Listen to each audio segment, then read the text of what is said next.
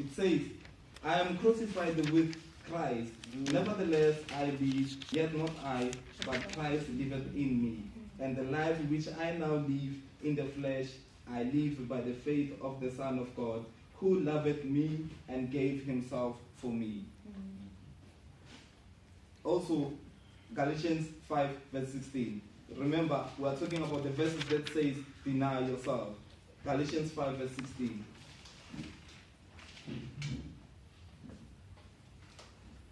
This I say then, walk in the Spirit, and ye shall not fulfill the lust of the flesh. For the flesh lusteth against the Spirit, and the Spirit against the flesh. And these are the contrary, the one to the other, so that ye cannot do the things that ye would. Colossians chapter 3, verse 3. The last verse. It says, for ye are dead, and your life is hid with Christ in God. Amen. Amen. Hence says, completely disown from yourself. When you deny yourself, you take self-die. In that point where you will say, like God, not I, but Christ in me. Sorry. And it's difficult. I understand. We talked about change yesterday. Nontanda was talking about change. It's difficult to change. I understand. To accept change is very difficult. I understand. But let us look at the Bible, what it says about. He says, look to the things of the Spirit, not of the flesh. And the world is actually looking for those things. They want to achieve whatever they need. I mean, whatever they want, and they want to achieve the higher standards of the world, which is somehow, to me, I don't see it in that, it is important in life, but, we're different. So when we utterly separate from ourselves, we become only the Spirit. We live for God, and our treasures is in heaven. Amen. Amen. Without wasting time, let us go to 2 Timothy verse 3. 2 Timothy chapter 3, verse 5. Sorry. Having a form of godliness, but denying the power thereof. From such turn away. So I asked myself, Kuti, in this verse, what I got is there is power. But people have the form of godliness and they deny the power thereof. So what I asked myself is, I told myself, Kuti, I want to experience that power. Who wants to experience this power with me? Amen. We all want to experience the power of God, because in Acts 1 verse 80, he says the Holy Spirit has a power. If the Holy Spirit in you, you will have a power. Amen. Amen. And we all have the power. We all have powers here. We all have powers here, but we deny thereof of those powers.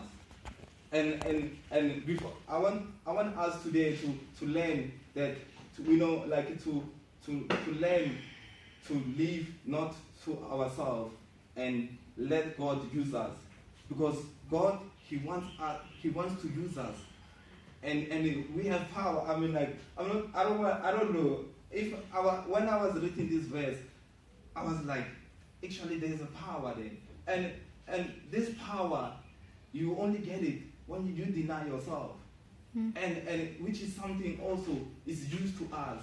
But it says, when we get to heaven, we will see it was nothing. And I believe when you have Jesus, you can experience that power.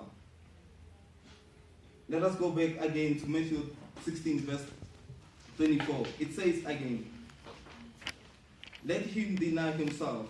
And we talked about denying himself. And take up his cross. And when you look the word take up, it shows the willingness. You are willing to take up. You are willing to take. When you talk about the cross, it's take up your cross and follow him.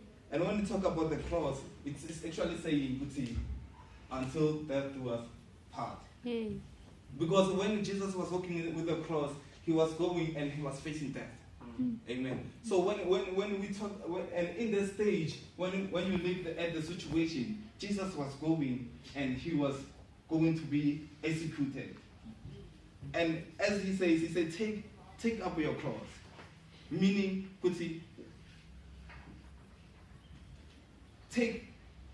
take the life of God and take it and accept Jesus and walk with him until you die.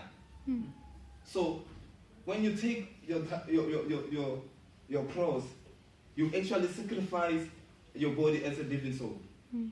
And it says follow him. It's follow me. And I found the quotation, it says, it's not about intensity for those people who are following him. It's not all about intensity, but it's about consistency. So it's not about the quality. You may come here, Gaga speaking, and preach the powerful way. It's not all about that. It's about the consistency. So and in John 15, verse 4, it's supported by this verse. In John 15, verse 4. I want to read it. It says, abide in me and I in you, as the branch cannot bear fruit of itself, except it abide in the vine. No more can he, except he abide in me. So it's not about the intensity, it's about consistency. He made example of going to gym. And I've been saying this example. When you go to gym, you go today, you gym, and you look at the mirror, you see nothing. Yeah. You go again and gym, right? Tomorrow, through that pains, and you see nothing. When you come back, you see nothing. But in 3 weeks' time, you will see a difference. So it's not, and those people who hinder themselves, who will fall badly, is those people who go to the gym, and in that same day, power, intensity. The gym until you see like they have like a muscle cramp and they end up in hospital. They are hindered. You see, you injure yourself. But when we talk about consistency, is you don't worry about the quality, but God is quality. Eh? We don't worry about the quality. Take step by step to Christ. Step by step to Christ. Amen. Amen. So, what is the approximate replacement for your soul? Let us read also 16, verse 25. It says, for whosoever will save his life shall lose it. And whosoever will lose his life for my sake shall find it. And 26 it says, for what is the man profited if he shall gain the whole world and lose his own soul? It is a question. What is approximate replacement for your soul? And it says also, or what shall a man give in exchange for his soul? For the Son of Man shall come in the glory of his Father with his angels, and then he shall reward every man according to his works. And we will be judged, or we will be rewarded individually. So we might not have, but we have Jesus. Individually. You will be rewarded individually. It's not about the person who is next to you. Because we always depend on those persons. Sometimes we depend on somebody to help us with these things, an assignment or whatever. But in my conclusion is, when we are in the storm, when we experience storm, let us put God first. You understand? Because like I'm looking at how Dazzle is operating. I'm not exposing anybody. Like if there's a rain there's no church. No, I'm not going to church. Because of the condition, God is not our first priority. It's us first. We say, the rain is high, I'm not going. We say, there will be few people, I'm not going. You see, like you depend on people, you depend on the situation. There's a condition in your life. When this guy, who's this guy it's Peter, who was in the boat and he walked in the water when Jesus was walking. It's Peter. And he said, he walked. And Peter, because of the winds, now is starting to have a doubt. we have a doubt in Jesus Christ as well. When we experience the winds, small things that will not hinder your soul or physical, that will not hinder you physically. When we see these things, we tend to turn around and look in the direction of Satan. You understand? So what I'm actually in my conclusion is let not the storm change your life. Let Jesus Christ change your life.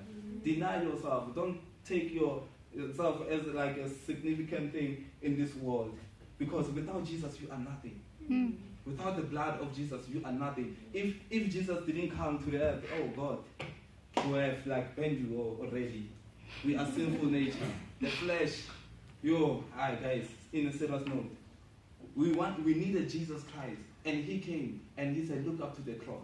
And in the cross, there's what? Salvation. And you are looking up to the cross, and you are taking your cross and